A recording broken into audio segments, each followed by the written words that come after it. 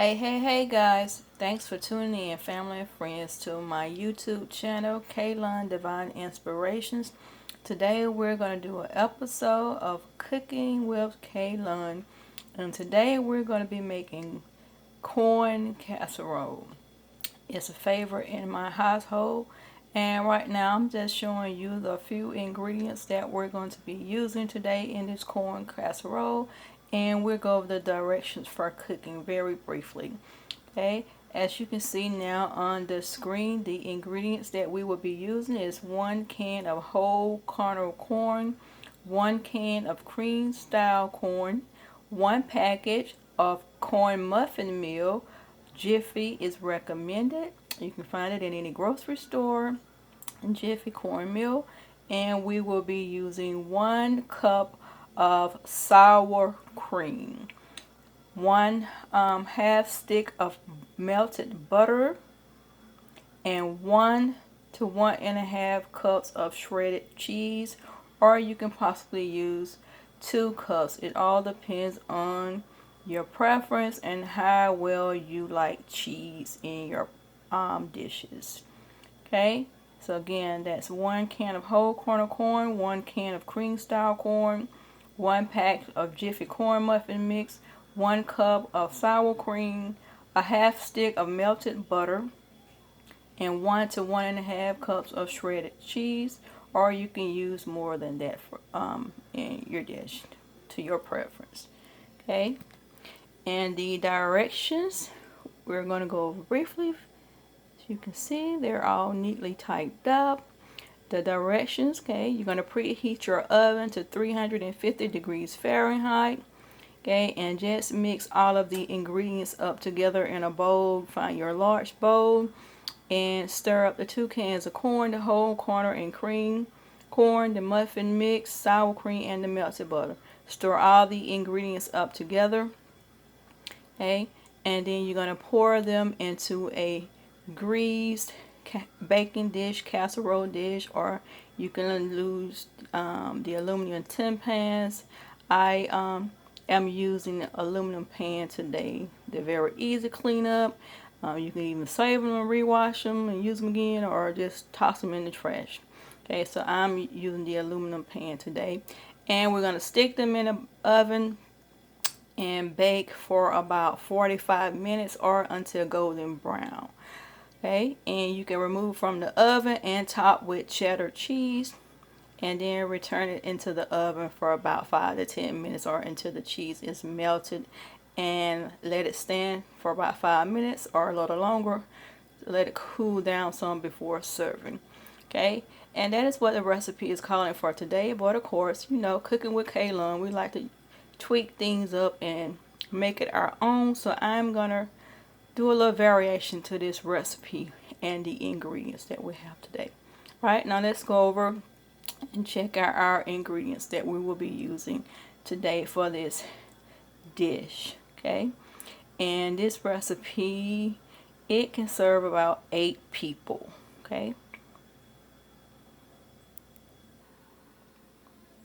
Okay, so here you can use any brand of cheese. Preferably, I'm not a name brand person. That doesn't bother me. Some people are stuck on the different name brands of products, but with me, I buy what's on sale and what stretches my dollars. Okay, so today they had this brand S.E. Grover's cheese on sale at Harvey's, and hey, who doesn't like a sale? So I purchased this cheese. Got 5 bags of this cheese, different flavors, and the one that we're going to use is the sharp cheddar cheese. Okay, and again, we're going to use about 1.5 cups. I'm probably going to use a little bit more because we are cheese lover, and it says to top it with cheese, but because we love cheese, I'm actually going to mix up at least a whole cup of cheese inside of the batter with the mixture batter. Okay, I'm gonna put a cup in it, and then towards the end of the baking time, I pull it out the oven and top it with a little bit more cheese. Okay, And we're going to use some Blue Bonnet butter. We're not going to use the whole stick. Again, the recipe only calls for a half of stick. So you can look at your butter, easy measuring. It's already on the back. So we're just going to take half of this stick and melt it in the microwave. Okay, we're just going to take a little bowl, put the butter in. As you see, I already got a head start. I came back and started my video, but the butter went in this bowl, and of course we put it in the microwave and let it melt for about a minute, minute and a half, depends on the heat temperature of your microwave. So half stick of butter. Okay, we're going to use some good old-fashioned sour cream today. This is 16 ounce. We only need 1 cup, so that will be 8 ounces, which will be half of this tube of sour cream that we're going to use today. Okay, half of that sour cream. And because I like to tweak things, we're going to add to our mixture a little of this parsley, because I'm a color person and parsley is not a strong herb. It barely has a taste to it, but I love using parsley. It gives your dishes a pretty color. So we're going to use some parsley flakes in here. Okay. And I'm going to sprinkle a little black pepper in there to give it some flavor. Okay, you don't need a whole lot, just a dash or two is good for the black pepper. Alright, and we're going to use some Cajun style herbs. Okay, Cajun style, you guys, a little kick to a little spicy Louisiana classic. Okay, so we're going to use this Cajun style spice. And again, as with the black pepper, we're only going to sprinkle about a dash or two in there. We don't want it to overpower the dish. Okay, so those are the ingredients that we're using: the Cajun style spicy Louisiana classic herbs, the black pepper, the parsley flakes, our sour cream. We're going to use the butter, half a stick of butter, and we're using the Blue Bonnet butter. Okay, and we're going to use cheese in there, from 1 to 1.5 cups of cheese, or more if you prefer. And again, I'm tweaking this, so I'm mixing my cheese up in my batter, and then I go back at the end and add some more to the top. Okay, and you have to grease. Oh, I'm not going to use oil. I am going to grease my pan with some butter flavored cooking spray. Just spray the entire pan with the cooking spray rather than using the oil. Okay, make sure you give it a generous amount of spray so that it doesn't stick to the pan. Also, it helps to make easy cleanup if you want to reuse your pan. Okay, and I have already sprayed the cooking spray on my pan, so here is that. As you can see, I have sprayed a generous amount on there. Okay, so just make sure that you give it a good spray all sides, especially in those little corners, that up in the corners of each 4 corners. Make sure you get in there and spray as well. Okay, so that's all done. Okay. Now, I already started mixing the ingredients. As you can see, give a little bit more light so you can see a little better. Okay, but as you can see, we've already started mixing our ingredients up in the bowl. And you see that good cheese, and I dumped like already about 1.5 cups of cheese is already in here, because we like cheese. Just like you're making macaroni and cheese, you put plenty of cheese in there. So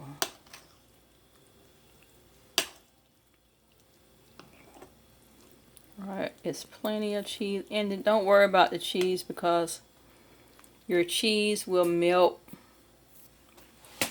as you're cooking, the dish is cooking, so you don't have to worry about that cheese in there, okay? The cheese will automatically melt as you're cooking your dish, so that's not something that you have to worry about. Okay.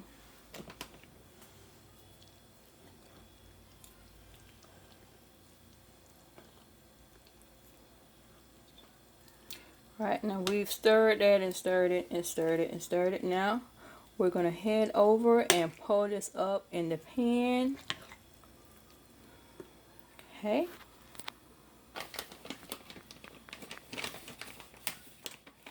And then it will be ready for the oven, guys. Move this over a little bit. Then we will pour it up in our pan.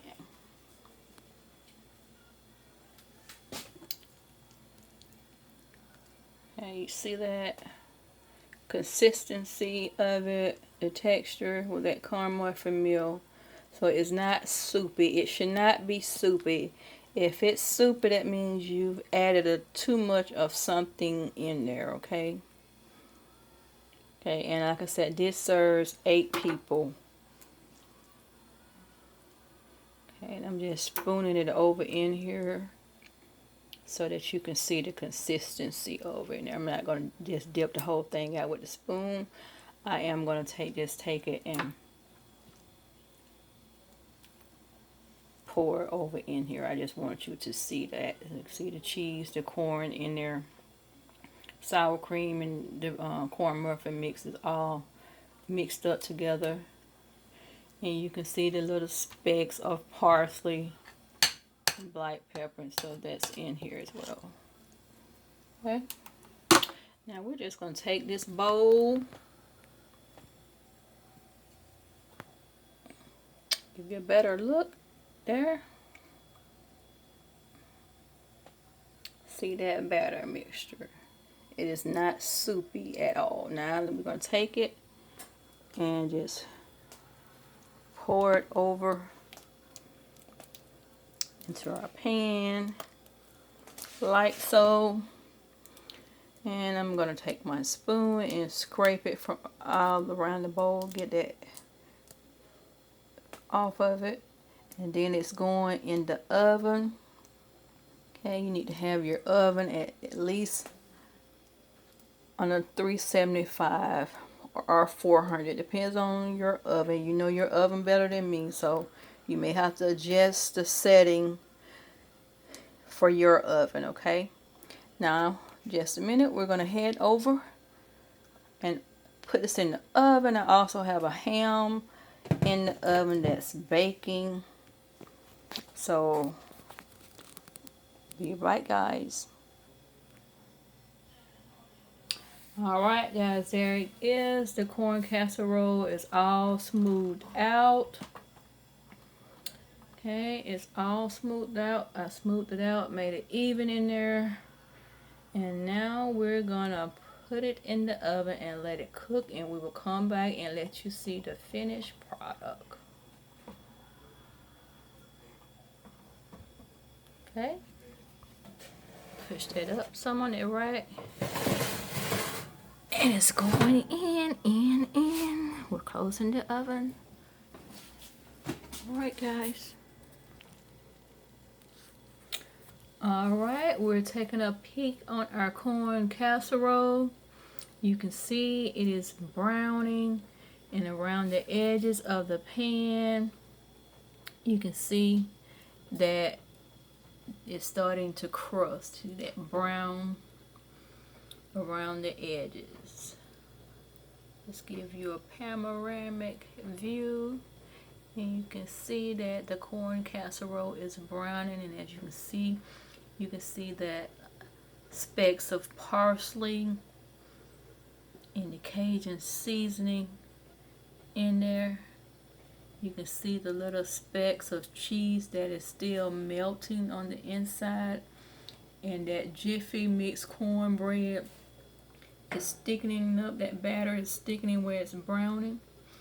So we're about halfway through the cook time. It's been in here now about 20 minutes. So we're gonna let it cook about another 15 minutes. Let it brown a little bit longer to make sure it's cooked all the way through. Right? So guys, you see how it looks. And another variation of this cornbread casserole is you can use the Mexican cornbread mix. And the Mexican cornbread mix has a little kick to it. It's a little spicy. So you could use that in the place of the regular Jiffy cornbread mix. Okay, like I said, it's to your preference, whatever you like. And like I said, you can add stuff to it, like I added the parsley and the black pepper and the Cajun seasoning. Okay, just to give it some flavor, added flavor. Okay, so let's push that back into the oven, and we're gonna let it brown, guys, for a little bit longer. Okay.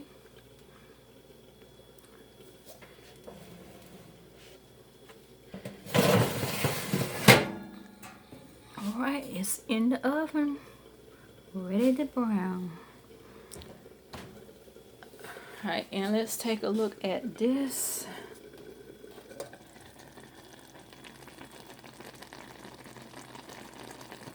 And we're also cooking collard greens. And you see they're steaming, simmering, they're almost ready. And I also baked a ham. Like I said earlier, I was cooking, the ham was cooking, but it's done. So I have began slicing the ham up.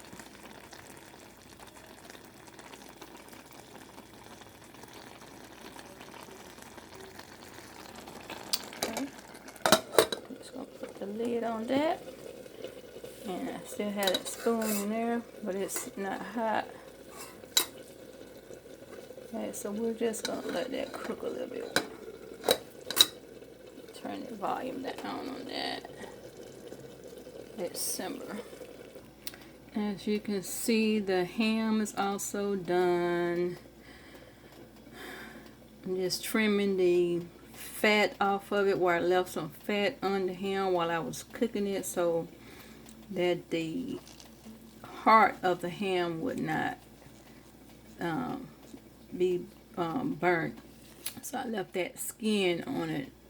So I have to finish trimming that. Also, that's where you see right there, the where I've already started trimming that off of there. So I have to trim the rest of that fat. Then you can see the meat here. That juicy ham is ready to go. I've already started slicing it, so you can see the ham. And I let this cook. It's about like a medium-sized ham, so I let it bake for about 3 hours, so it'll be good and tender and easy to slice off the bone. Basically, almost falling off the bone. So I've already started slicing it, so you can see that. Alright, so we'll be back in a few minutes when that corn casserole is finished baking. Okay guys, here you have it. We're all finished. The ham is done, completely sliced off the bone. And like I said, I cooked it 3 hours. It was easy to slice off the bone.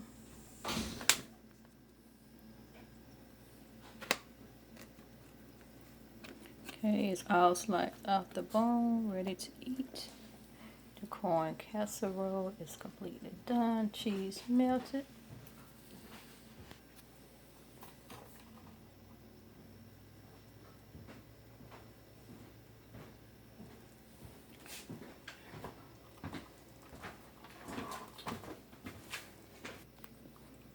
Alright, golden brown to perfection. That crust around the edges is sealed in completely.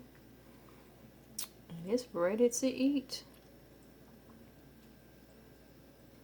And our greens are ready. Good meat in there. They're ready to eat. Okay. There you have it, and stay tuned, people. I'm going to do another video making homemade candy yams.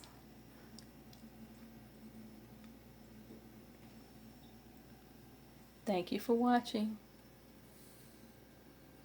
and don't forget to like this video, subscribe this video, and please share with someone.